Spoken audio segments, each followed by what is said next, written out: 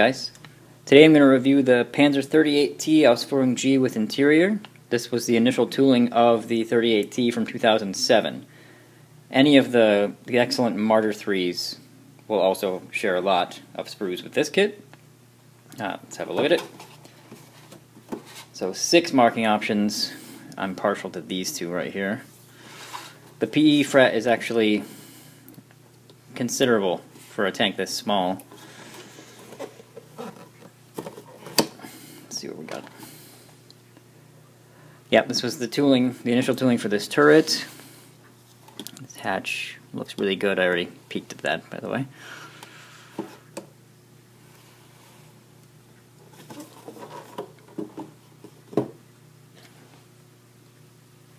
Main gun can be moved up and down. I'm not sure that that's... Maybe for a Dragon that is worth mentioning.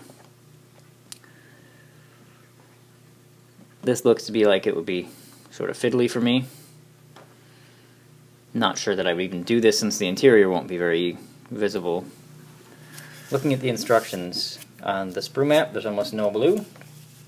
It looks like just a couple little bits, tools maybe. So that's pretty common with new toolings.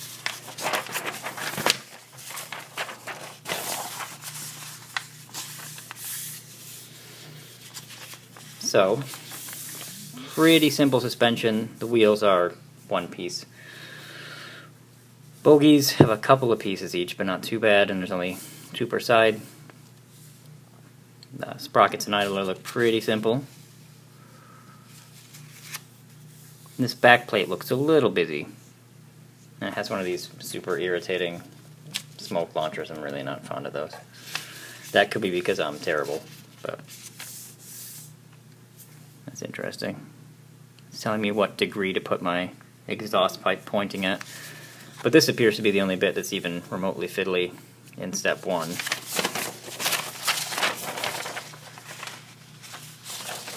Through 3. So, here's a famous point of contention with this kit. 38Ts have, in photographs, kinked fenders. Somewhere around here I think they just kink up.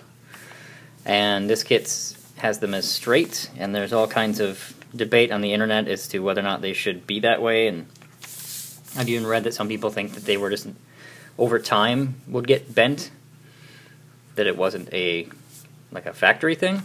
So that's one complaint about this kit, is that the fenders are straight. So here they're telling me to do tracks, which none of us do, of course.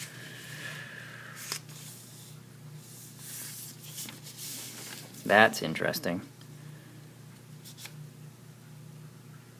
I'm not entirely sure what I'm even looking at.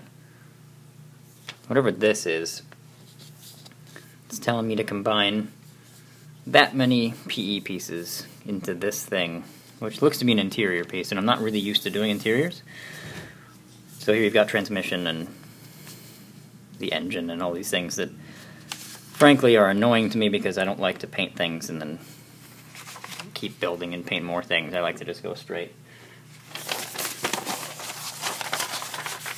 There's the engine. Kind of a lot of pieces. I'm sure it'll look fantastic when it's done, but you won't really see it unless you leave it intentionally unglued or something so that you can. Here the transmissions go into the firewall.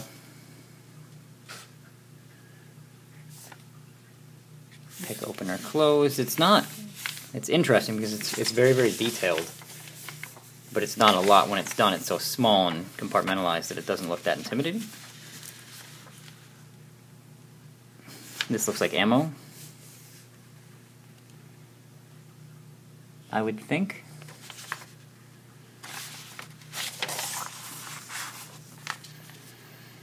That's pretty cool looking. Like a fan or something? Air filter? I don't know what that is, but it's cool looking. Batteries. That looks a little fiddly, but will probably look very good when it's done.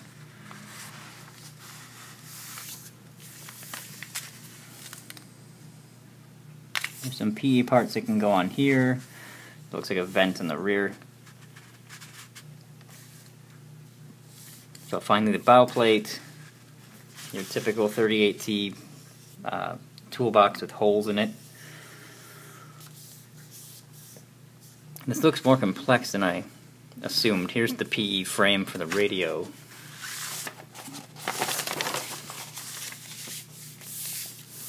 So now you've got the entire lower hull basically together with all the interior stuff, which looks really, really cool. Spare tracks, tools, I'm not sure. There's some PE clamps for that too, which I'm not thrilled about that, but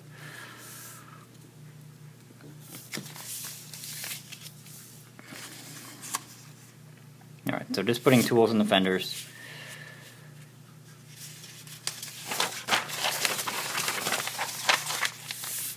So upper hull going on to this.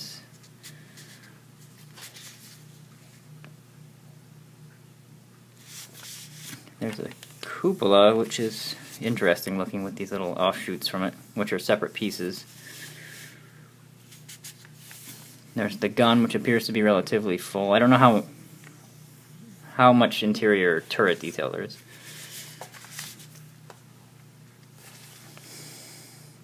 I don't see a ton, but I don't think there would have been a ton on a tank that small. So more ammo stowage in the turret, I assume? Well, it's pretty full. Here's the seats. That looks pretty busy in there. Turret going on. Some little bit of PE stuff on the end. I'm not sure what that's supposed to be. Alright, and then marking options. Sort of Barbarossa era with the simple markings. 41. More Stalingrad era 42 stuff. Unidentified Bohemia. Some funky looking camo. More Russia 42. And the Slavic National Uprising. That's interesting. So, we've got a Dragon card with a relatively large PE sheet. You got the vent. Lots of little things like the radio mounting brackets. Some tiny little things that I don't know that I'll be using. And then there's the box for the rear. Clear periscopes and a relatively large decal sheet for a tank this small anyway.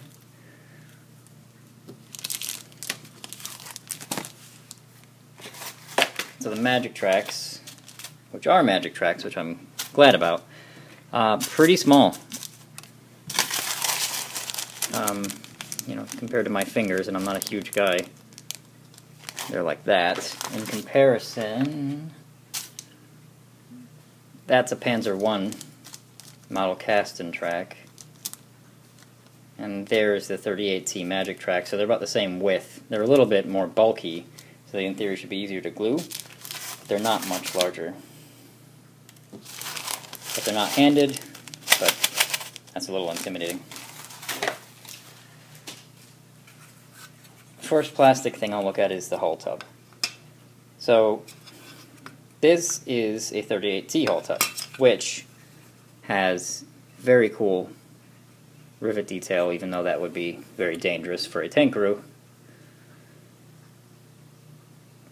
Looks really good.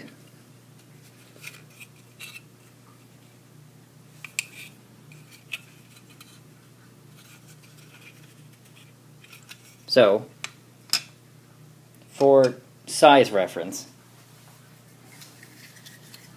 I think, at least I used to think 38Ts were a bit larger because they were like the better of the early war stuff with the 37mm.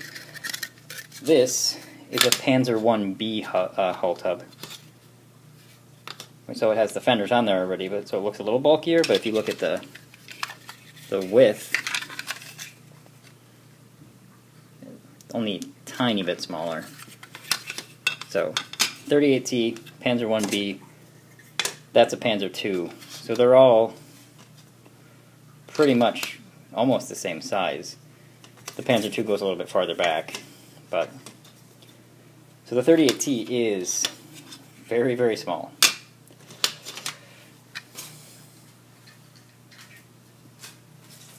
The amount of plastic in this kit also is not much. So there's only basically 4 main sprues. Here's the first one. And here's the fenders. They've got these ribs that look pretty good. Very, very crisp. They pop up enough. And they're thin enough that it's relatively convincing, because it was very, very thin metal, the fenders on those. So here it looks like there's a plastic version of that toolbox as well as the PE one. Some hooks. There's a gun, I'm guessing for the turret, not the main gun, but a machine gun?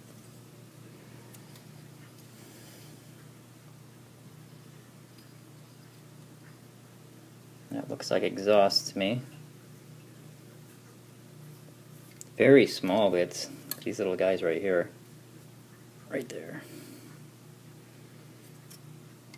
But the rivets on these pieces looks just as good as it does in the hull.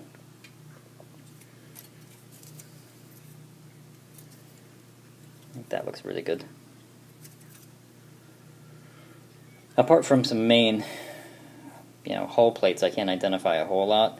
I think that's on the rear, and then which would go there, and then this is obviously the interior of the glacis. But I mean, it's pretty obviously a new tooled sprue, because everything's tiny but very crisp.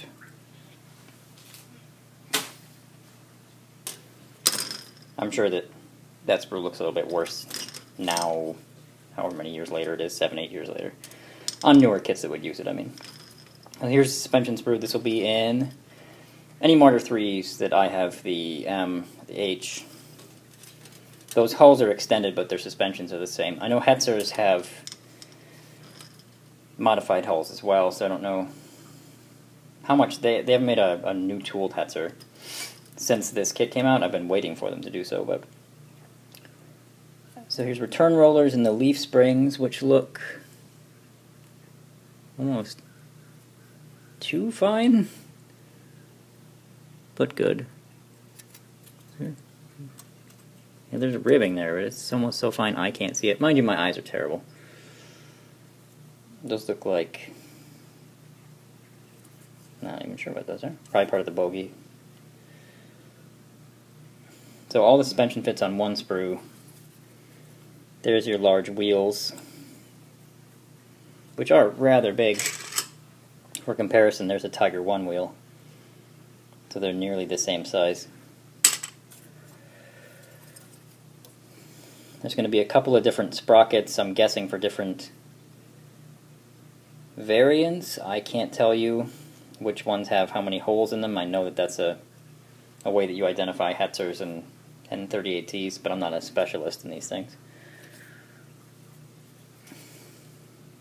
Some interesting texture on this.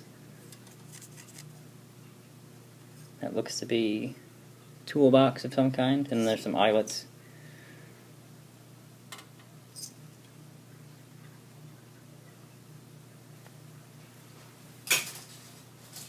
So there were really only 2 bags. That was one, and the other one has these 2 sprues in it. This little guy, here's another gun, looks very similar to that other gun that we saw. And clearly some parts of the breech assembly. And of course the turret, which again has the same rivet detail as the hull. Bouncing all around. It's very, very cool.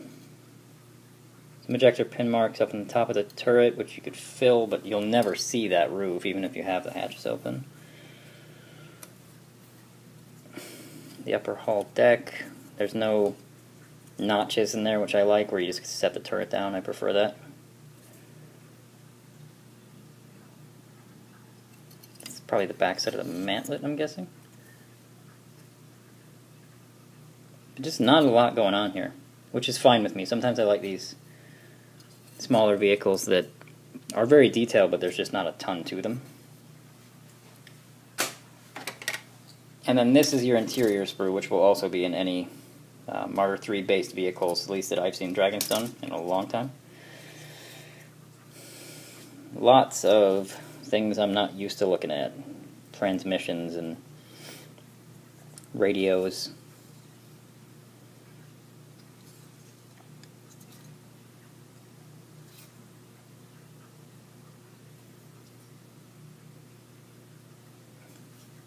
There's what I'm assuming is the firewall. But with how condensed all this would look, it would look pretty convincing without having to upgrade much of it.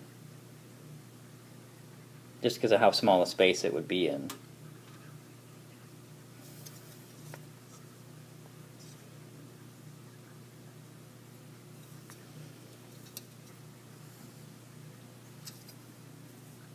Interesting. So, a couple of smaller sprues that were in there. There's two of these. These look like the ammo.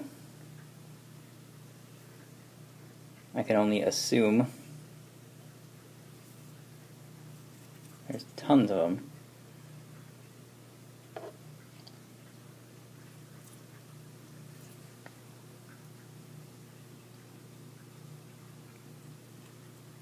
Not sure what that is either. And here's the cupola. Hatch, anyway. This guy, this is a giant hatch. I kind of dig. A lot of the early stuff had these. And what I saw in the back of the box I thought was cool is it has this like leather texture they're trying to sell with the cracks in it and stuff. I kind of dig it. I mean, it's going to look the same every time, which is always the danger with trying to be artistic with something. But it looks pretty cool. And then there's a like a cloth texture to this thing too. And then that's the cupola. Very detailed for how small it is. Thankfully you don't have to put rivets on anything manually, at least not in there. And then the last little bag we had some tiny bits in it. This guy's about to fall off. That looks like a engine belt or something. There's what looks like a very small jack here, one that I'm not even familiar with seeing. And then this is that, looks like an air filter to me. Part of the engine. That looks like a radiator.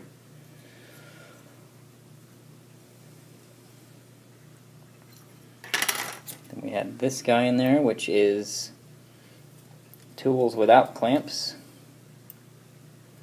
It's a different fire extinguisher that I'm used to as well. There's a lot of different stuff. I know it's a Czech vehicle,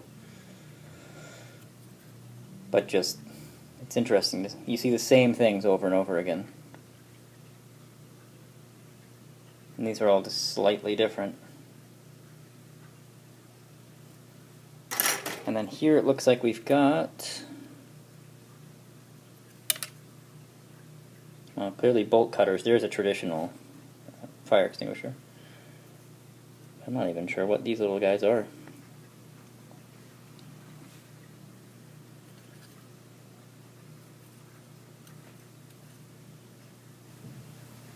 So that's the 38T Ausf G with interior. I am a little intimidated by the amount of interior detail, but I certainly wouldn't want to build the thing and not build it. So that's the sort of thing that for me personally, with the amount of time I have to do this, which is limited, keeps me from building a kit like this, because I want to do it justice, but I don't want to deal with it a lot of times.